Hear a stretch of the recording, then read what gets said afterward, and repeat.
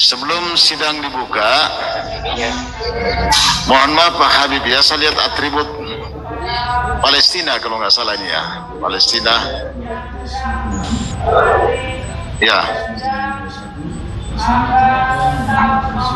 maksud saya begini, karena kita ini menjaga marwah persidangan. Nah kebetulan ini kan lagi ramainya ya berita. Kita termasuk simpati lah, bersimpati terhadap peristiwa di sana itu ya, Palestina. Tapi ini karena ini adalah persidangan di negara kita, Republik Indonesia ini, kita bersihkan di dalam persidangan ini dulu. Masalah itu jangan dibawa masuk ke dalam atributnya, mungkin bisa diganti barangkali. Ya, silakan.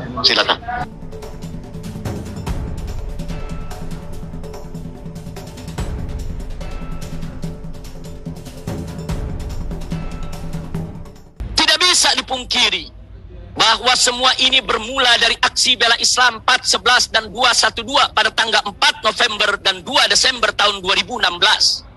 Saat itu umat Islam Indonesia bersatu menuntut Ahok si penista agama untuk diadili karena telah menistakan Al-Quran. Kemudian berlanjut ke Pilkada 2017 di ibu kota Jakarta. Ketika si Ahok si penista agama menjadi salah satu calon gubernur Jakarta yang didukung penuh oleh para oligarki yang saat itu sukses menggalang dukungan mulai dari presiden dan para menterinya hingga Panglima TNI dan Kapolri serta jajarannya, serta juga seluruh aparatur sipil negara di ibu kota Jakarta yang diwajibkan untuk memilih Ahok.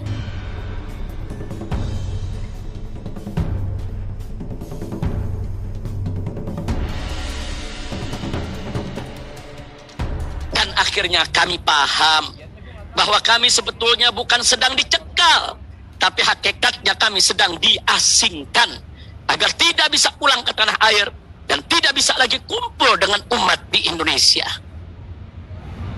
Saya dan keluarga pun terus melakukan upaya perlawanan hukum terhadap pengasingan tersebut dengan dalih pencekalan.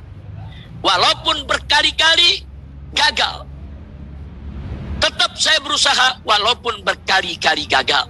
Para oligarki menggerakkan gerombolan piaraannya dari semua kalangan untuk membuat pernyataan, baik secara eksplisit maupun implisit, untuk tebar ancaman menakut-nakuti bahwa kalau saya pulang akan ditangkap dan akan ditahan. Dan berbagai pernyataan tersebut diviralkan oleh para buzzer bayaran. Namun saya dan keluarga tetap bertekad harus pulang.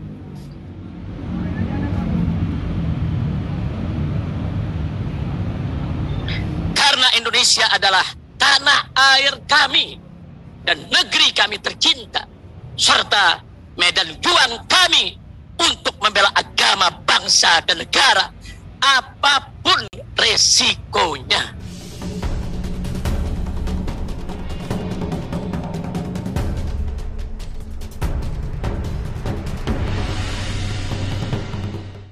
Lalu pada tanggal 20 November 2020, Pangdam Jaya Mayor Jenderal TNI Dudung Abdurrahman saat apel Kodam Jaya di Monas, tidak ada angin, tidak ada hujan, tebar ancaman terhadap FPI, bahkan menantang perang FPI dan mengancam untuk menurunkan semua baliho ucapan selamat datang Habib Rizik Syihab. Padahal FPI bukan milisi bersenjata, melainkan ormas keagamaan yang banyak bergerak di bidang dakwah dan kemanusiaan. Bahkan di berbagai daerah FPI sering turun bareng dengan TNI dan Polri dalam menanggulangi bencana alam. Semestinya tantangan semacam itu diarahkan Pangdam Jaya kepada para teroris separatis di Papua yang sedang merongrong NKRI dan membunuhi aparat dan warga sipil, bukan kepada FPI yang berisi ulama dan santri yang setia kepada NKRI dan Pancasila. Namun mungkin Pangdam Jaya tidak punya nyali, sehingga kelasnya memang hanya setingkat memerangi baliho saja, wallahu a'lam. Pada hari Kamis tanggal 3 Desember 2020, Kapolri Jenderal umbar ancaman keras FPI. Lalu esoknya hari Jumat tanggal 4 Desember 2020, Kapolda Metro Jaya Irjen Polisi Fadil Imron juga ancam sikat saya dan FPI. Sampai pagi dini hari jam 00.30 Senin 7 Desember 2020, Laskar pengawal kami terus dikejar dan diserang serta ditembaki secara brutal oleh gerombolan orang tak dikenal OTK tersebut. Saya dan keluarga selamat, tapi 6 laskar FPI pengawal kami diculik dan akhirnya mereka dibawa masuk kembali ke dalam tol Kerawang, lalu dibawa ke kilometer 50. Selanjutnya digiring ke suatu tempat untuk disiksa dengan sadis dan dibunuh secara kejam dan biadab. Tragisnya, Majelis Hakim yang mulia, masih di hari yang sama, Senin 7 Desember 2020 sekitar jam 12 siang, Kapolda Metro Jaya Irjen Polisi Fadil Imran dan Pangdam Jaya Maijen TNI Dudung Abdurrahman secara mengejutkan gelar siaran pers yang mengakui bahwa yang mengintai dan menguntit saya dari Sentul hingga tol Kerawang adalah anggota Polda Metro Jaya, dan mengakui juga bahwa mereka yang membunuh 6 laskar FPI yang mengawal saya dan keluarga. Bagi saya sekeluarga, pengakuan Kapolda Metro Jaya tersebut merupakan pertolongan Allah Subhanahu wa Ta'ala yang luar biasa. Karena tanpa pengakuan tersebut, maka saya dan keluarga tidak akan pernah tahu siapa pengintai dan penguntit serta pengganggu kami di jalan tol Kerawang.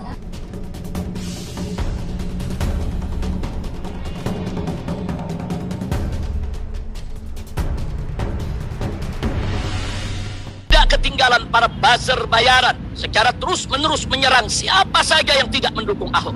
Juga pengerahan para dukun dan paranormal untuk minta bantuan kekuatan gaib, dan pengerahan gerombolan preman untuk mengintimidasi masyarakat.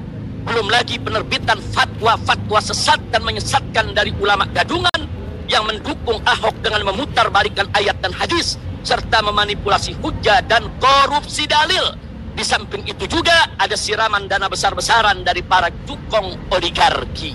Mulai saat itulah saya dan kawan-kawan menjadi target kriminalisasi. Sehingga sepanjang tahun 2017 aneka ragam rekayasa kasus dialamatkan kepada kami. Bahkan kami menjadi target operasi intelijen hitam berskala besar. Kami sebut intelijen hitam karena mereka tidak bekerja untuk keselamatan bangsa dan negara, tapi hanya untuk kepentingan oligarki.